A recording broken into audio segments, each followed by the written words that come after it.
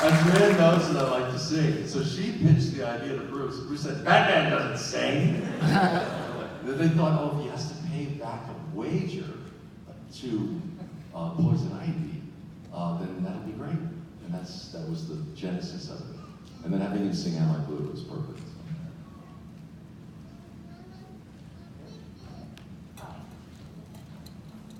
So my favorite episode of Batman Animated Series is Harlequin 8. Is what?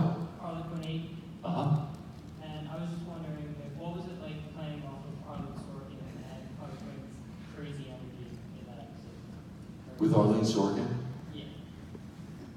Arlene Sorkin, for those of you who don't know, is the woman who originated the role of Harley Quinn. Paul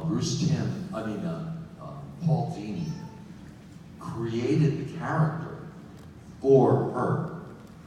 She is this wonderful, crazy comic actress in LA that Paul, let's face it, had a crush on. And so he wanted to write a character for her. And so he came up with this incredible character because it embodied something she does really well, which is this gum-chewing kind of Joyzy Mall type character, right? And it's perfect for her, and he created it for her. But she kind of got tired of playing it. She did it for a while, and then she got tired of playing it. I loved working with her. She's incredibly talented. She's really a smart woman. And that's when they found Tara Strong. It was wonderful. I mean, when Tara came in, I thought, boy, those are pretty big shoes to fill, because Arlene was incredible. But Tara did it. She nailed it, and she's been fantastic. But like Mark's role was originally Tim Curry, which not many of you may know or may not know. Tim was fantastic as the Joker, and when they told me he was going to be replaced after like 6 episodes, I said, why? I don't get it. I just didn't get it. And then I heard Mark Hamill do it, and Mark was scary funny. Scary, oh, this is fabulous. Tim was scary, lock up the children and don't let them hear it. You get it? I mean, it was like X-rated scary. It was, woo, this guy's out of his mind. Whereas Mark was scary funny, and I thought after I heard him, I thought, I get it. I get why they changed him. Because Tim was fantastic. He's a wonderful actor. It's an interesting transition you go through when casts change. You have to make an adjustment. And Arlene to Tara was one of those adjustments, and it went very, very well.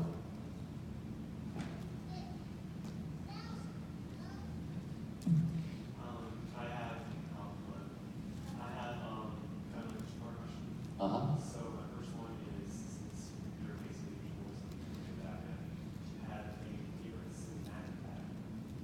Oh, everyone asks me that. That's so unfair. Which is your favorite child? You don't ask parents that. Don't you really like Johnny more than Susie? Come on. No, you don't do it. But honestly, I don't have a favorite.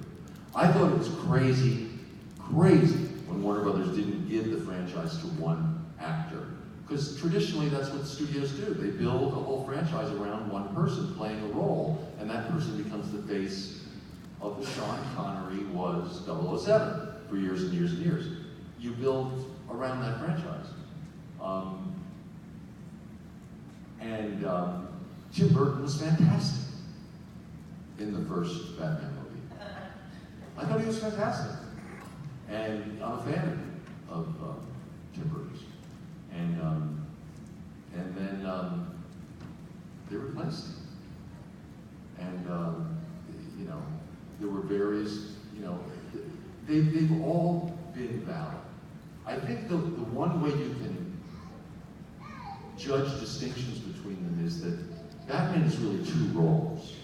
There's Bruce Wayne and there's Batman. And Christian Bale is a phenomenal actor.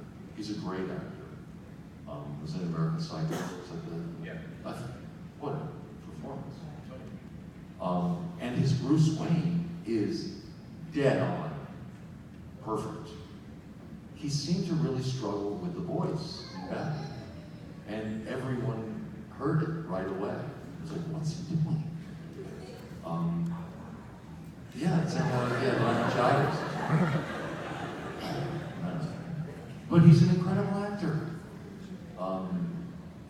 Ben Affleck, interestingly, I think gets the balance between the two halves of the character really, really well. But it's all been interesting. I love Christian Bale's, what's his name? Bruce Wayne. I'm blanking. Bruce Wayne. My sister, my daughter. It is Bruce Wayne. So anyway, I don't have choices.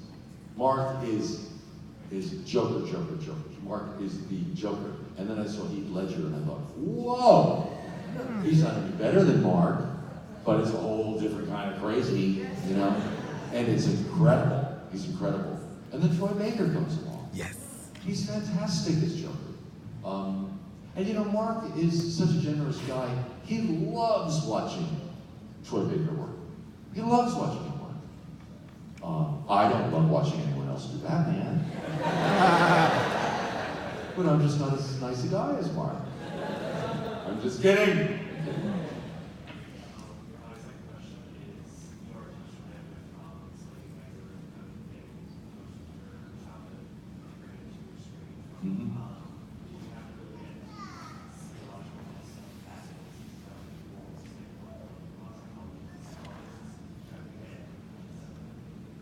Absolutely.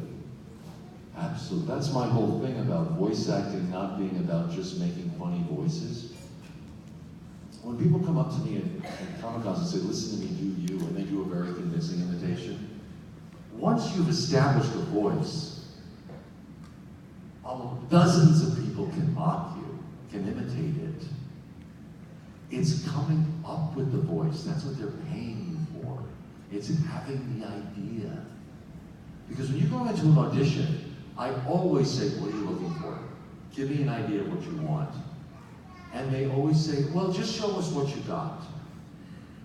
They will never tell you what they're looking for because they don't know. They honestly don't know. They're waiting for someone to show it to them. They'll know it when they see it. And this goes for on-camera and voice work. They'll know it when they see it or when they hear it. But they don't know how to communicate it because they're not really sure. So they didn't tell me anything about what they were looking for in Batman. They just told me the background of the character. And I came up with that sound. So once you come up with the sound, once Mark creates that, once he went to that crazy place and established it, well then dozens of people can mock it. But he's the one who came up with the idea. So it comes out of his gut. He went through that whole mental process to come up with that voice. So it's always going to be more organic with him.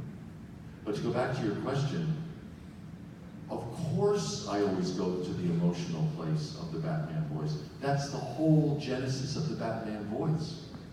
The reason I went to that dark, husky, gritty place was because of what happened to his parents in front of him.